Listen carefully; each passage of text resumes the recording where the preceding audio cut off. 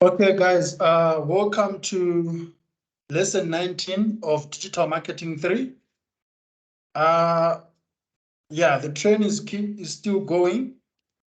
We've actually been doing well, and we've covered 18 lessons so far. And it seems quite a lot of things that we've covered before we approach Easter, and you guys should actually should have started your assignments. I don't know if you have started working on your assignments. Who has not yet started working on their assignment?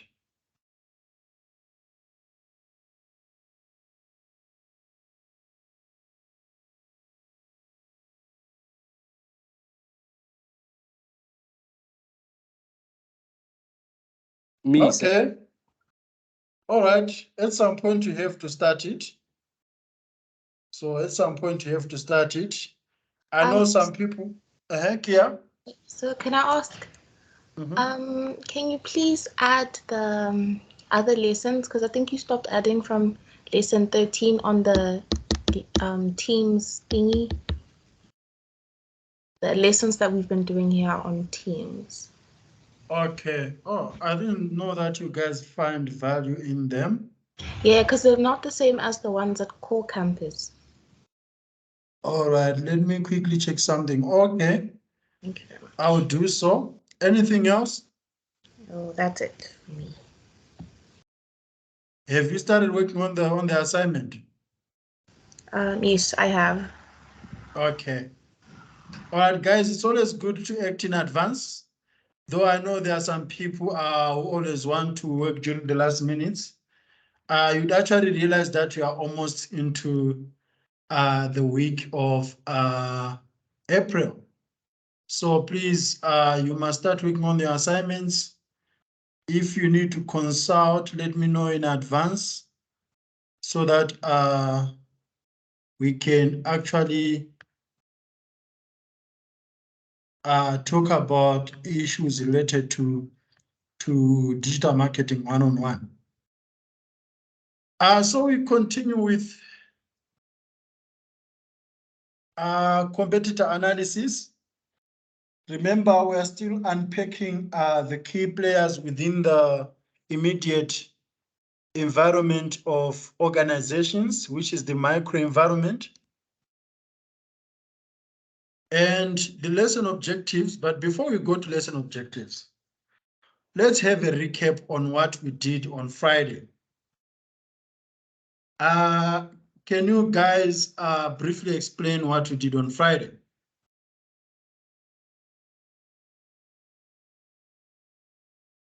So we finished off consumer analysis, and then we started competitor analysis.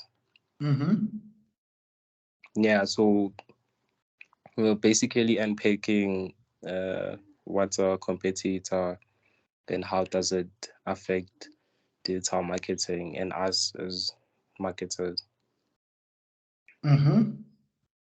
Okay. Who wants to add on what Lebo has said? Because I believe you were all in class, guys, right?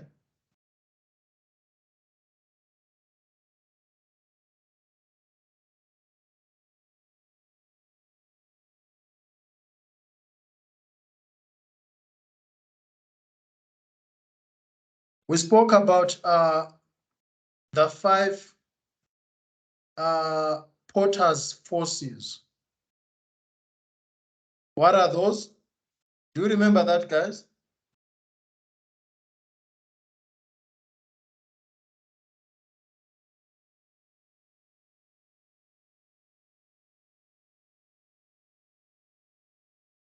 So is it the buying power of consumers and suppliers? Those are the only 2 that I can remember. Okay, who wants to take over from that? Also, the threat of substitute products and services, then threats of new entrants, and intensity of rivalry. Okay, that's correct. For Ntati, it seems Our Friday lesson, it was swallowed by the weekend, right?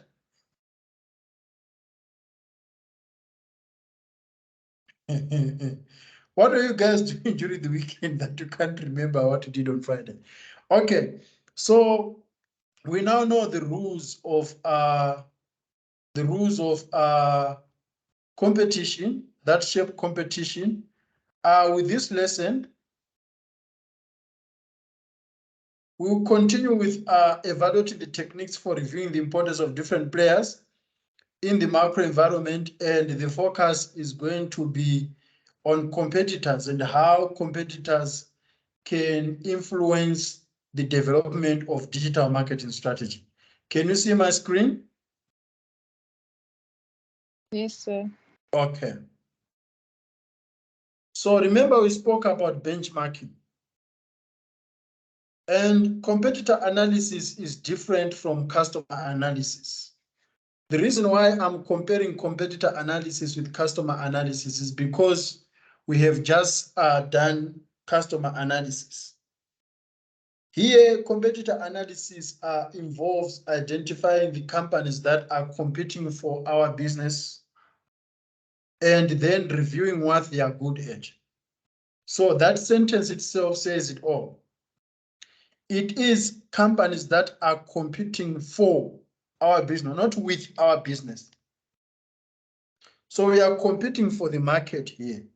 So we need to review what they are good at, what are their strengths, their weaknesses, what are they planning, where do they want to take the company, and how they behave when other companies try to take their market share.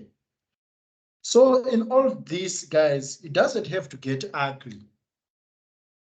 It is just the nature of competition. So benchmark, a structured analysis of the online services, capabilities, and performance of an organization. So we can not only look at competition amongst brands in terms of the products and the services. We can also look at competition in terms of their digital marketing departments, because that's where they come up with strategies that keep their customers at bay. So we need to know this within the areas of customer acquisition, how they convert their customers into actual purchasers, and how the customers come back for more, and the growth that they have. So there are three variables that you need to consider when doing benchmarking. First, you need to identify the threats. So what is it that the competitor has just offered? What are the changes that the competitor has just offered in the market? Leo made this example in class about competing for strategy, being a strategist. So how can you be different to Karabo, for example? You can change in the offering. You do something else that Karabo has not done. Then you also need to identify opportunities for enhancing on company services.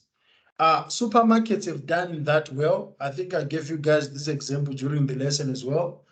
That it started with one supermarket during COVID, during lockdown, to deliver groceries to customers' addresses. Then all of a sudden we now have many supermarkets that are doing instant deliveries. And Spar, as you have seen in that brief, is also entering the competition. So you can also consider the barriers to entry that Spar had, like why is it entering now? Why didn't it bring Spar to you when Woolies 6060 was being introduced, or when Woolies Dash was being introduced, or Checker 6060 was being introduced, or Pick and Pay ASAP was being introduced.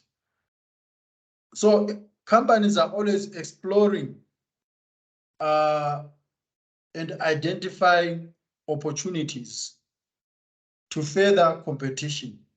Even with Boston, you need to have a look at the courses and the programs that you are offering and see if these programs are competitive in the market. What are the competitors offering in terms of the diplomas, the degrees? Is Boston the only college that offer media subjects, for example? So it must also be related to developing customer proposition and brand experience.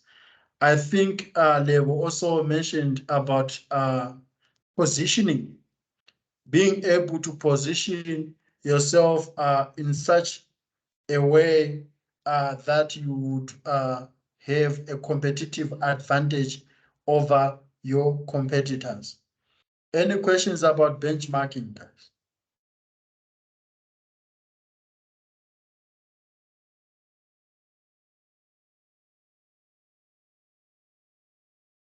So is it like more of the same of the you see the question in our assignment where it asks us to look at Woolworths dash Woolworths whatsoever and the Checker 66 and like what the products they're offering and how are they selling it. That's Yes. benchmarking. Yes. So I think there's a question where they say you need to look at competitors and then they give you big checkers and something else. I can't remember what. So that's part of competitor analysis. You need to know, for example, their communications, what communication strategy are they doing, like how are they communicating the offering? So how better are they than what you're about to introduce in the industry?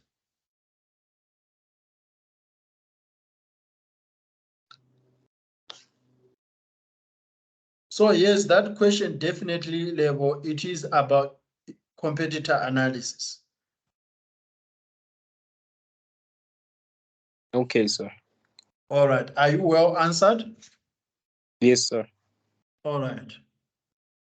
Then, so what is it that you are actually benchmarking here? There are so many aspects that we need to look at when doing competitor benchmarking. So you are setting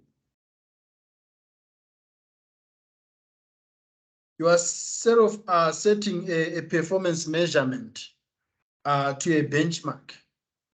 So what is it? What is a benchmark? A benchmark is a standard by which something is being evaluated or measured.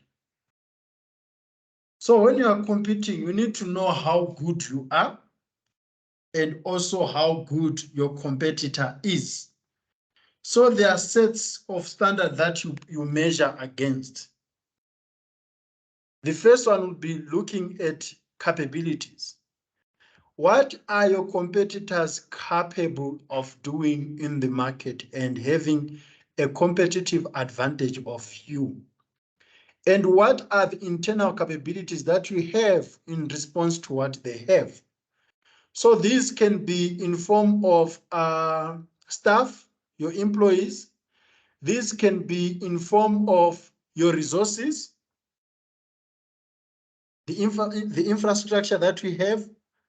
And this can be in form of your main strategy of existence. Remember, guys, we spoke about the 7S framework, where there is style, where there is, what else, guys? 7S. Structure, system. Structure.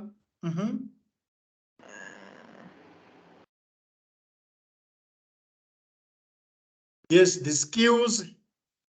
So strategy. yes, so you look at all those things, the shared values. So you benchmark against internal capabilities. I'll give you examples, guys. Look at the internal capabilities of Woolworths and the internal capabilities of Checkers. Which one is better? Let's start with the staff. The two operators.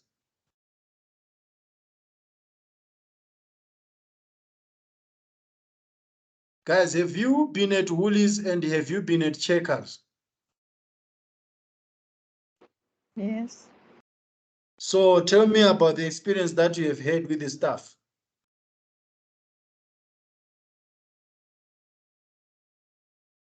Which ones are more friendly?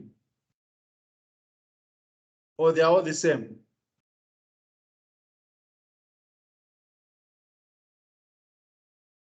So I'd say by the looks of things, there's a lot more staff at Checkers because of the Checkers 6060.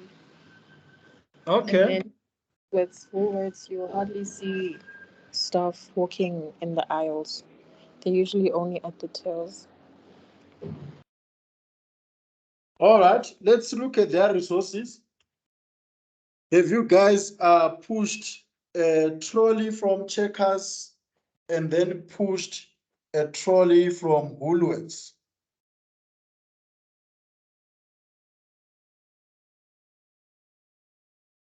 Which ones are better? They're the same. They're the same. Okay,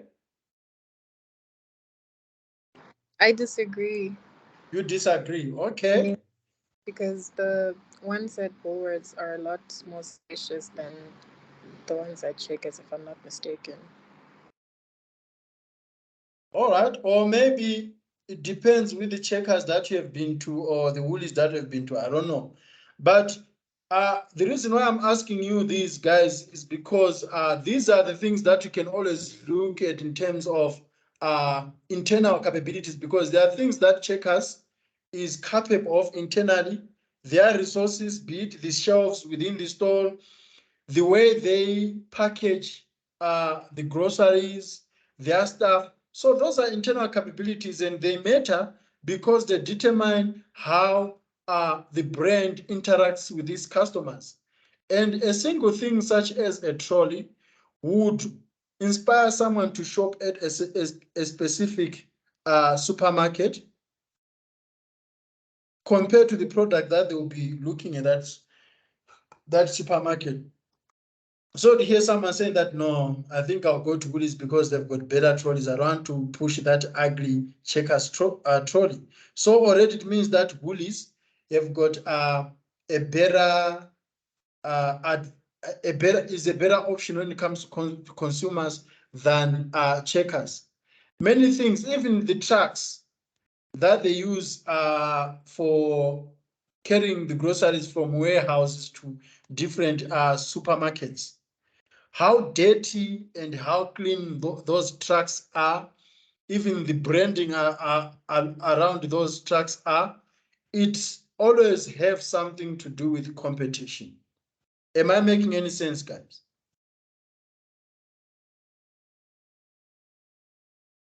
So competition is broad, and it's all about those little things. The little things matters, guys. The way you use your wording, be it the structure of your sentences, the consistency in your advertising, the skills of the people who are behind those things, it's part of the internal capabilities. Then you also look at the different aspects of the customer life cycle. Remember, guys, we spoke about the customer life cycle. And when I mentioned the word customer life cycle, most of you were confused because you are used to the race model. So how they reach customers, race, R for reach, how they reach customers and how those customers act or how they interact with the customers. So A for action, how they convert those customers into actual sales. So that's C for conversion. And how then retention is done around that customer life cycle. It's very crucial to competition because so many brands are eager to lose so many customers compared to others.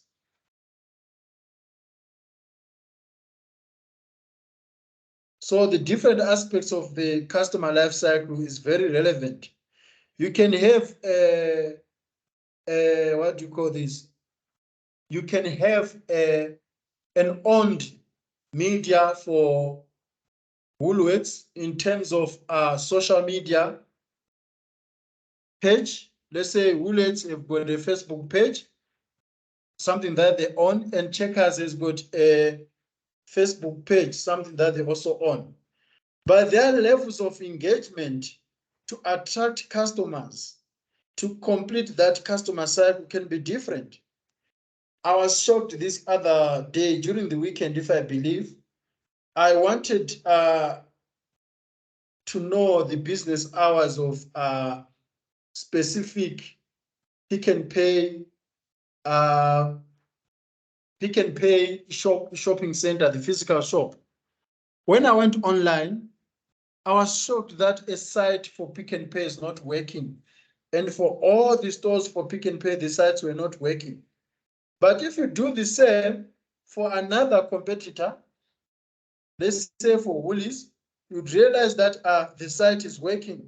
So that on its own, when it comes to attracting customers, it can have some implications, a very huge implication, because you are losing many customers in the customer life cycle compared to the one who will be engaging with customers on a daily basis. Even the frequency of reaching out to customers, it can also be different. A competitor would be communicating with customers like every minute or every hour, while this other competitor will be communicating with customers whenever there are promotions. Like if promotions are once in a year, if you go to their page will also be once in a year, something that is not acceptable. So you can benchmark a competitor based on customer life cycle. You can also benchmark a competitor based on qualitative and quantitative assessments. We had an exercise in class, guys, if you remember, I think it was in room 1, where I told you guys an example of iPhone users, that you would have 8 students in the class. No, you'd have 10 students in the class. 2 of them are using iPhones. The first one, his iPhone is 20,000. That's the retail price. He bought it at 20,000 rands. Then the second one, her iPhone is 15,000. That's 2 iPhones. Then 8 students have got Oppo phones. Those Oppo phones are, all of them are valued at 1,000 each.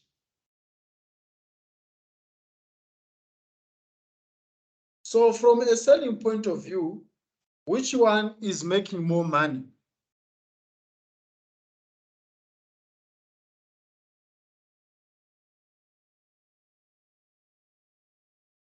Apple, sir.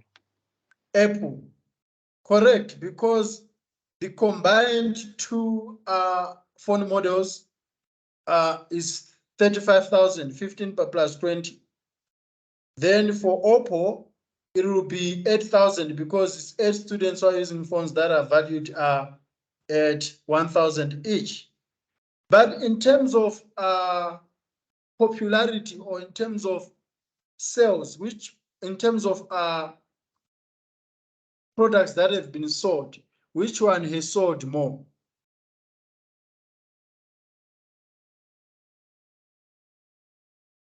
Oppo. You see, Oppo has sold 8 units and Apple has sold 2 units. So you need to measure the quantity versus the quality, because one way or the other, Oppo has advantages that it has sold many units in terms of quantity, but in terms of quality, Apple would have an advantage that it has got something that is more valuable and luxurious. So you need to benchmark against qualitative to quantitative. I've always heard people saying that, no, that one I don't think I can compete with him or with her at any level. But one or the other, you realize that even competitors that you are thinking that are not performing well, there's something that they have over their competing brands. The other thing that you need to consider is in sector and out of sector. So this is against sites that are within your range and sites that are out of your range. For example, I'll give you the example of Boston before we move on to digital marketing. So with Boston, I asked you guys in class, who are the competitors for Boston Media House? You told me about Rosebank College, Varsity College, and so on. Those are the in-sector competitors. So they are within the college sector of Boston. Then the out of sector would be the universities. So you'd see, for example, Boston Media House benchmarking against UJ, which is a university, or WITS, or Stellenbosch. So those, they're within the same sector because they provide educational services, academic services. But at the end of the day, WITS and UJ are universities. They are not colleges. So brands can also do the same. You can benchmark against similar sites. So for example, if you are Takealot, you can benchmark against local sites, benchmark against what we call Superbelis, though I think Superbelis is also owned by Takealot. Then out of sight will be those that are global, such as Wish. You also need to come up with financial and non-financial measures. The Apple and Oppo analysis, it can also be linked to that. You can look at the financial qualities and to those that are non-financial qualities. You can look at the pricing. You can look at the refund policies that they have. So there's a lot that we can actually have a look at. Then after the financial, non-financial measures, you also need to look at UX, user experience, to evaluate the nature of the platforms that are being used by customers. If it's apps, it's mobile application apps. Get the quality and the feedback from experts. Insurance does that a lot, They invite experts who come there to test food. And the staff won't even know that these experts have been invited. So you can set a benchmark against user experience to evaluate the products, the services, the staff, the nature of the business, and so on. Are there any other things that you guys need to add on benchmarking that were not mentioned there?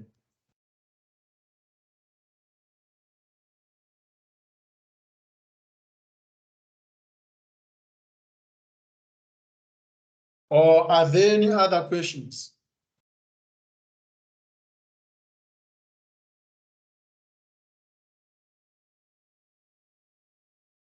Okay, No. we move on.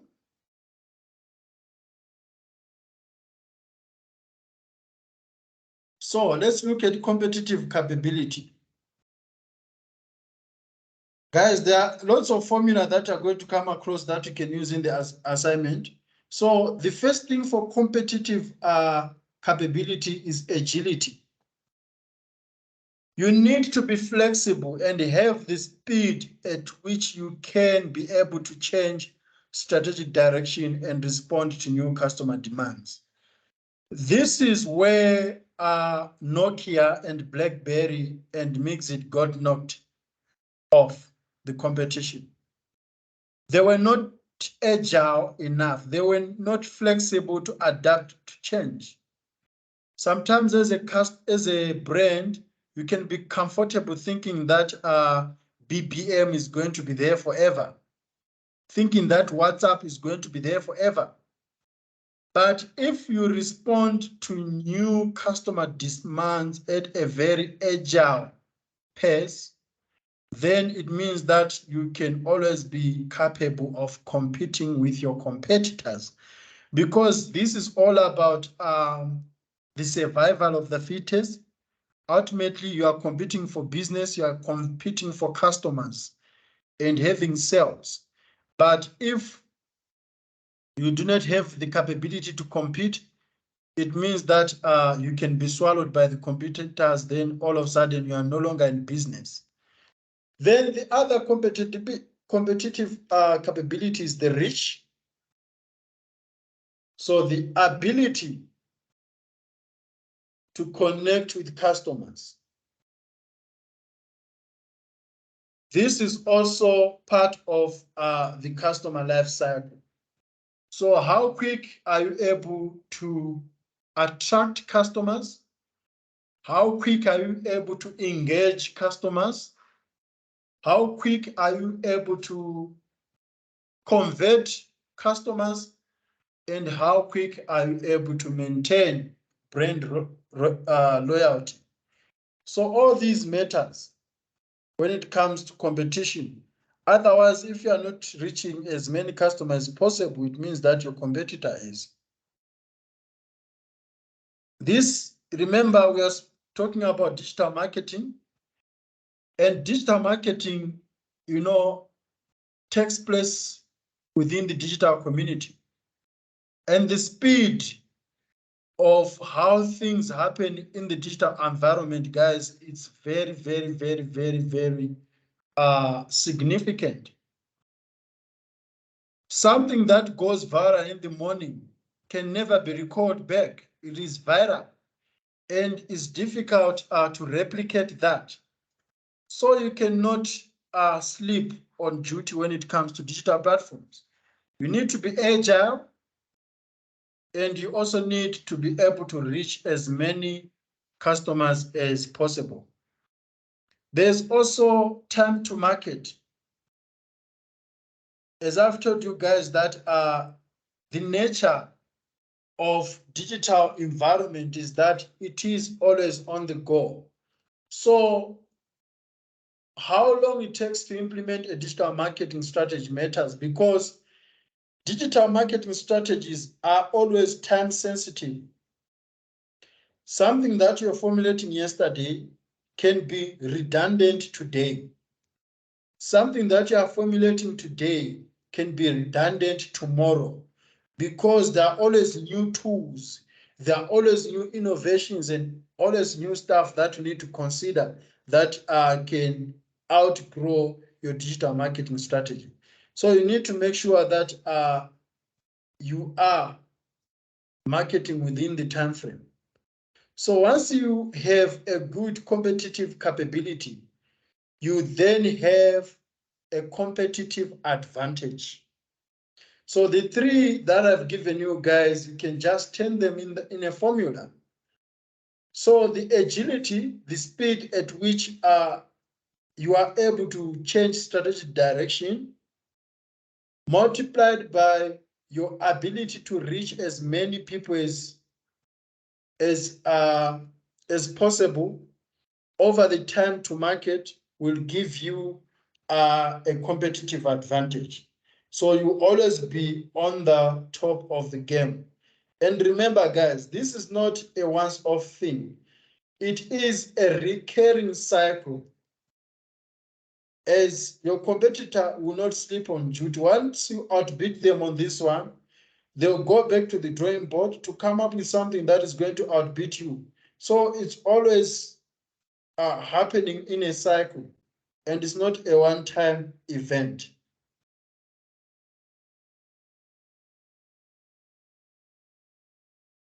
Are there any questions or additions, guys?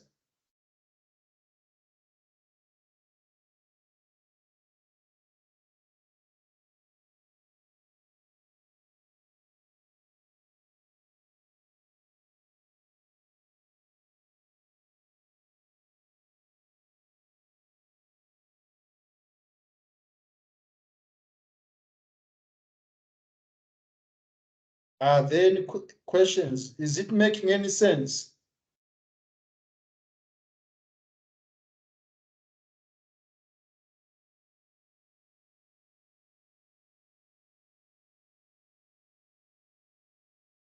Ntati and Kiatlekile.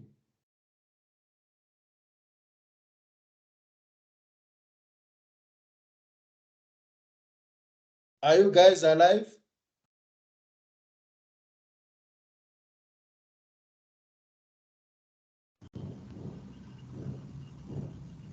Okay, I see Ntati is alive. Yeah, because sometimes you can be talking and talking only to realize that you are alone in the meeting. All right, I just hope that guys it's sinking in. So now let's have a discussion. Why should a marketing manager benchmark the online performance of competitors?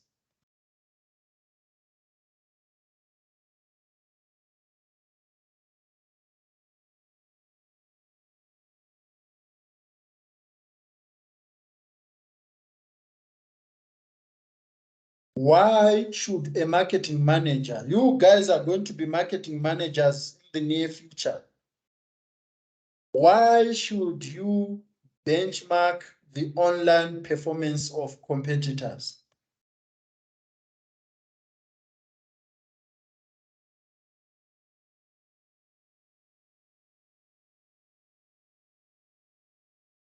So, sir, I would say obviously to adapt to the speed of different kind of technologies that have been introduced. So if new technology is being introduced to sell a product, then that means you would have like the agility to actually adapt to the market and be able to sell your product, so which will also position you at the top of the market. Okay. All right. What else? Also the reach. So you can look at other competitors on how they're reaching their customers. Maybe, for example, they're using social media, and you can be able to adapt into that so that you can build a strategy into how you want to reach your customers using, the best reach that your competitors are using. Okay, that's correct. You also need to know what is trending in the environment that you are not doing and others are already doing. For example, I feel like Spar was very late. It should have known, it should have benchmarked what other supermarkets are doing in terms of deliveries. So just with banks, it's only one bank that started mobile banking or internet banking. Then other banks had to do benchmarking and also come up with internet banking, but don't just copy and paste. You need to come up with something that is better, that is going to attract more customers than the one that was initially done by the other brand. So realize that in whatever that you do, the results must outbeat the competitor, even if it's the one who came up with the initial idea. Cars are also doing that. There was only car that started having navigation or some sort of an innovation. Then others did a benchmark and they thought this is what we can adopt and this is how we are going to make it better. So you also explore on the mistakes or the shortcomings that the initial developer could not consider at that time.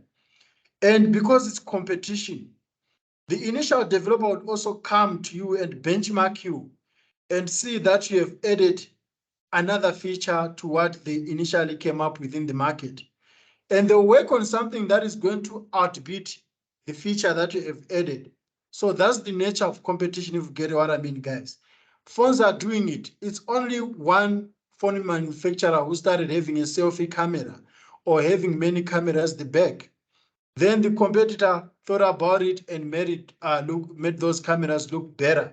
Once the initial companies that introduced those cameras realized that our competitor has done so, they go back to the drawing table, they look at the features that were introduced by the competitor, and they innovate, they do something that is more better than that one.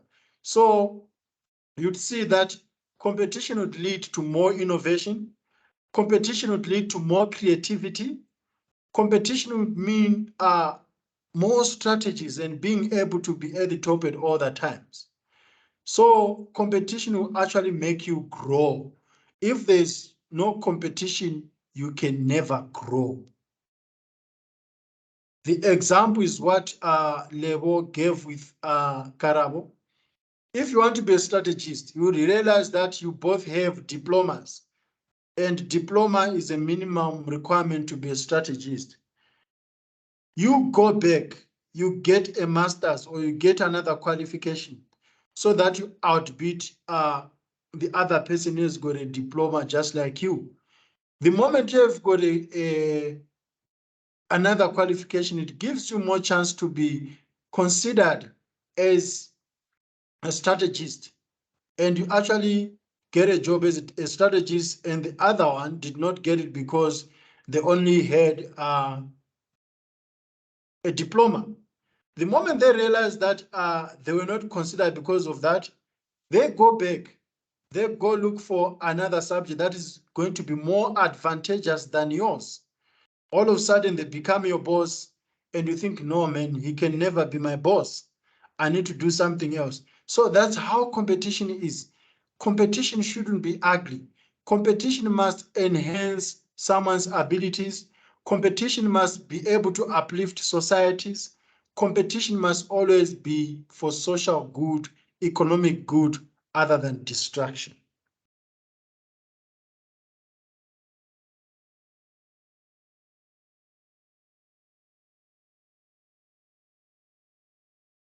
Does it make sense, people? Yes, sir. Because my biggest concern now, because this exercise says as a marketing manager, and you guys are going to be marketing managers out there, all of a sudden you want to play dirty. Yes, they are experts, digital marketing experts who play dirty, copy and paste, stealing ideas, and so on, especially when they are under deadline.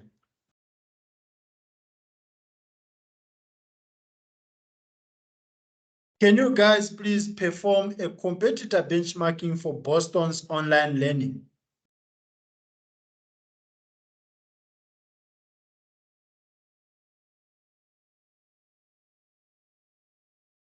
Can you do that, guys? Benchmarking for Boston's online learning. What does this mean, sir? So you look at your online learning capabilities as a Boston student, and then you look at other competitors like Rosebank College. How are they doing their online lessons? What are their capabilities and what are your capabilities? Then you compare them. Which ones are better, which ones are not? For example, is Boston giving students laptops so that they can be online? Or is Rosebank College giving students data so that they can afford lessons? Things that can give these companies, Boston and Rosebank College, a competitive advantage over customers. Remember, the motto, the objective is to have customers, to have a relationship with them. And in this case, customers are students. So what is it that you've heard about Rosebank College, guys? Do you have friends or colleagues Or have you been at Rosebank College?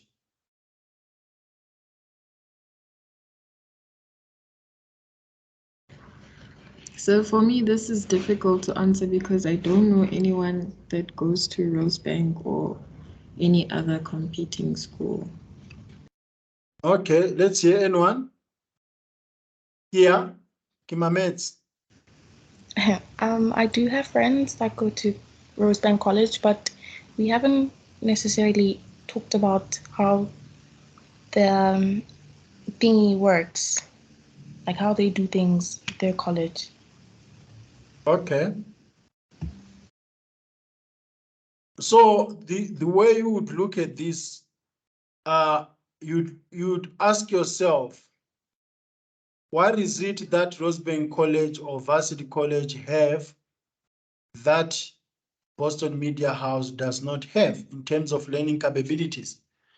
And what is it that Boston Medias have that Rosebank or Varsity College does not have in terms of learning capability? For example, do they have a platform called Core Campus? If they do not have one, it means that we have got a competitive advantage over them. But if they've got one that is more advanced and that is more navigatable, and everything that we spoke about when we're doing customer analysis, it means that they've got a competitive advantage over us. So those are things that you look at in terms of the capabilities. Are they giving students free data? Do they have specifically libraries or hotspots for students to attend online online learning? Are they able to reward students who attend online lessons? So these are the capabilities that you can always benchmark. And after benchmarking, it gives you an opportunity to come up with something that is more appealing to the audience or to the potential customers. Are there any questions, guys, about competitor benchmarking?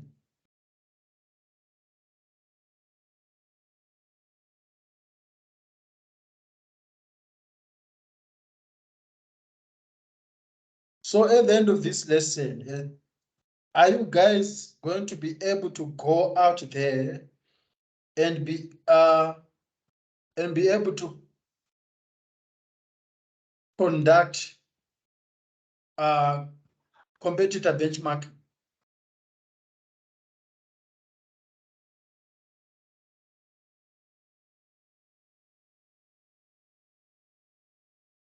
Because whatever you learn in this class, you need to be able to do it practically.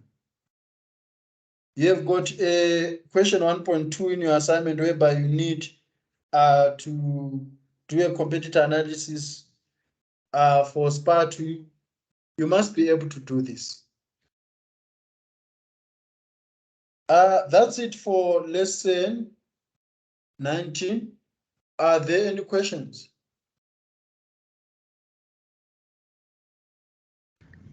No, sir. Sir. Sir. Yes, Lebo. You said for the one of performing a competitor benchmarking for Boston's online learning. So you said we looked at things like resources. And what else, sir? So look at resources.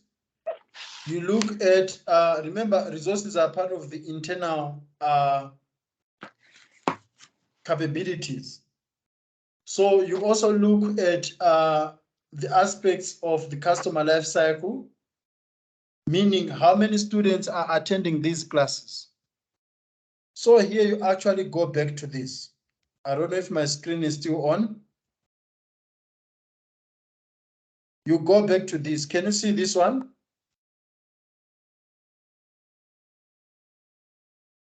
No, you can't see. Benchmarking. Let me see in case I stop. No, it shows that I'm still sharing. Guys, can you see my screen? I can't, sir. I can. If Kia can, it means that you guys, let me just check using my phone. Okay, let me simply stop sharing and share again. I don't know if we can. Yes, we can. All right, so when you're looking at Boston, you look at their internal capabilities. So there you'll be looking at resources level, as you mentioned. Then you look at different aspects of the customer life cycle. And yes, you as students are customers, by the way, because you are paying for the services, you are paying for the education, you are customers.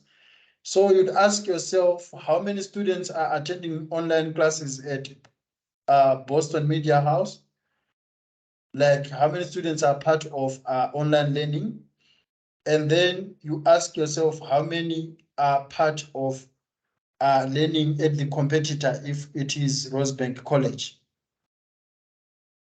Then on that life cycle, you ask yourself how many students are coming more for lessons, So actually look at all these 6 aspects of benchmarking. For example, user experience. You go and ask the students themselves, how easy is it to use Core Campus on Boston Media House? And how easy is it to use whatever that the competitor is offering?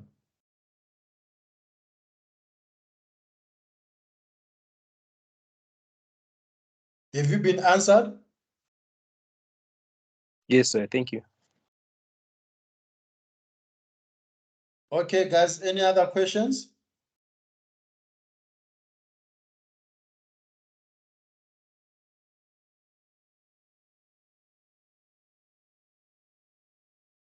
Okay, guys, that's it about lesson 19.